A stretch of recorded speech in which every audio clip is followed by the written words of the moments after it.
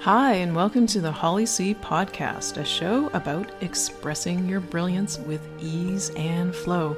I'll show you how to take the woo-woo out of the clouds and apply it to real life for effortless action.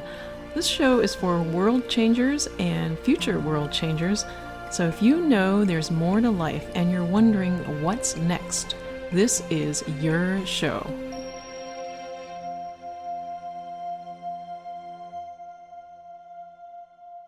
Hi, I'm Holly, your host. I'm a speaker, author, teacher, and dragon spirit guide.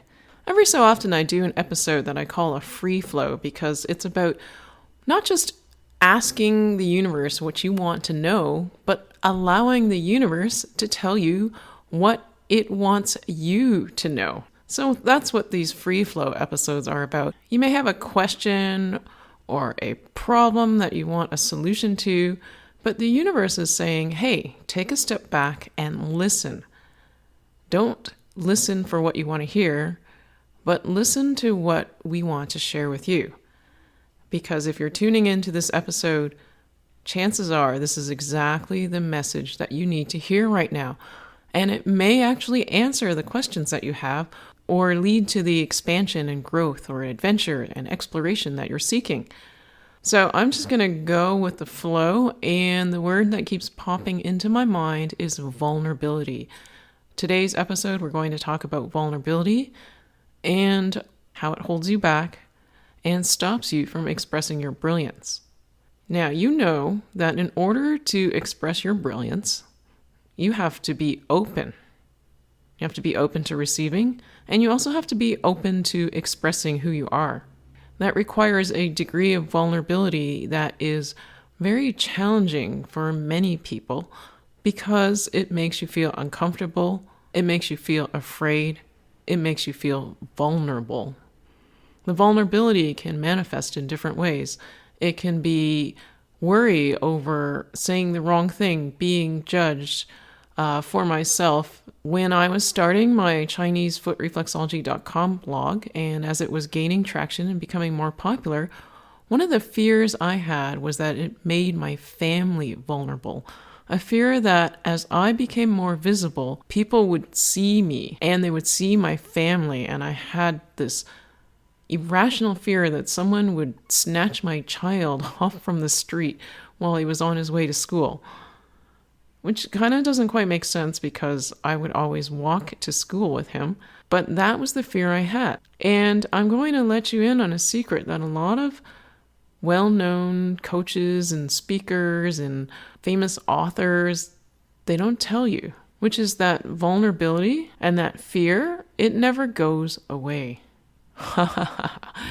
Yeah, I know you were hoping to hear that one day I reach this level and everything is good. No more fear. No more fear of vulnerability. No more discomfort. No, you just stretch your wings and fly a little higher, and you encounter different things at the new altitude. So whatever you're feeling right now, instead of trying to purge it from yourself to completely wipe out the fear, that's going to be kind of impossible because there will be another fear to replace it. And then when that one is cleared, there will be another one. The key is to not let the fear stop you. The key is to recognize the fear actually as a positive thing. So I use fear as like a signpost. When I am afraid, it is a sign that whatever I'm afraid of is very likely something that is going to move me into a new trajectory. One that is going to make me feel uncomfortable, but one that is going to force me to expand and grow. So an easy example to think of is about a year and a half ago, I agreed to do an online course with another organization. They would do the promotion and handle all the admin stuff. And then that way, then there were no limits on how many students could be in the course. So there were about 300 students signed up. And this organization had a particular format for how courses are taught. And they wanted me to do live video for the courses every single week for 7 weeks. Usually I do a live and Q&A for students, but I never had the experience of going live every week with a video camera on me. So yeah, that did definitely push me out of my comfort zone. And at first I was, let's just say, uncomfortable with it and a bit awkward with it and feeling self-conscious. But by week 7, I felt comfortable with it. So the repeated exposure was like practice, and then there were some people behind the scenes managing the technology and stuff. So it actually wasn't that bad in terms of the reality not living up to the fear of what the reality could be. So maybe there's something that you want to do that makes you feel vulnerable, that you're scared of doing, and it's actually the fear is bigger than actually doing the thing itself. So another fear I had was releasing a podcast. I didn't know what to say, which is kind of ironic because I teach online courses. I did this live video class and was feeling quite comfortable with it. But I had material prepared in advance, all of it scripted out so that it was easy to do. And yes, I had also spoken on some online summits, and I had a rough outline of what I wanted to speak about, and I was able to do that, no problem. So why would a podcast be different? It was really in my head, most of it. The idea every week coming up with something to say.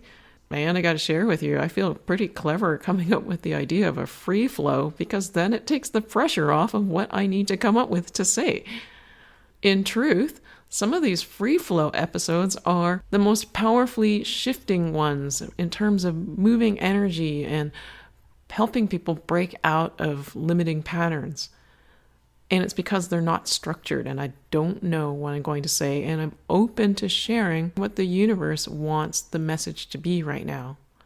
So let me just tune in here a moment and hear what else the universe has to say. And when I tune in too, because you can tune in as well, it's not like it's a loud voice. That's the one thing I have to emphasize about the universe. It doesn't scream at you unless it needs to scream at you. When you're wanting to tune in for day-to-day guidance, the universe doesn't need to scream at you. It needs to scream at you when you're in a life and death situation, or when you're about to make a really, really bad choice, or you're really going in the wrong direction. Then it'll start to scream at you. And it will do that not just through... In fact, I think the universe is giving examples right now. Big truck going by, cat digging around in a box of paper. Yeah, he has his own cardboard box full of packing paper. He loves it in there. That's how the universe will communicate with you, not just through that inner voice, but also through what's going on in the world around you. So for me, it was like, work situations would get really bad when I was working in high tech. The people that I liked working with would leave. I'd get new managers. I'd get awful projects, terrible clients, blah, blah, blah, blah. And that was like the universe saying, hello, Holly, it's time for you to switch jobs. But before it gets to that level, it starts off as a gentle whisper. So you're hearing it. It's just not a loud voice speaking to you. It's just a subtle whisper.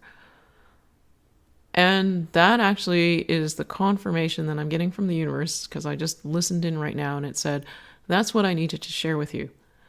So when it comes to vulnerability, you're not going to ever get over that fear. There will just be new levels of openness that open you up to more vulnerability. That's it. But when you actually overcome it, so when you see the fear, rather than run away or paralyze yourself with it, you head straight for it. That's how you turn fear into action. Now, you don't act when you're afraid. You just recognize that there's fear and that it's part of your growth process. When you can get yourself into a state where you feel calmer and a little bit detached from the fear, so you can separate yourself from the fear, you can be experiencing the fear, but not be gripped in the fear. Then you can act. And when you face that fear and you do that one thing that you're afraid of, chances are, 99% of the time, it is not as scary as you thought it would be. It is not as scary or as overwhelming to do as you thought it would be initially. And when things are overwhelming, it's usually because of the fear. So you get to that state of detachment, you distract yourself, you do whatever you need to, and then you act. You head straight for the fear. And then you get a reprieve. So it's not like immediately you get a new fear. You can bask in the accomplishment of heading straight for your fears and overcoming them. So you do get a little reward. And then as you do this, you become more comfortable with heading for the fear. So it doesn't matter that the fears have changed because you know what to do. You know to detach yourself, allow yourself to feel the fear, but not be stopped by the fear. And speaking of fear, I'm about to launch group Dragon Spirit sessions.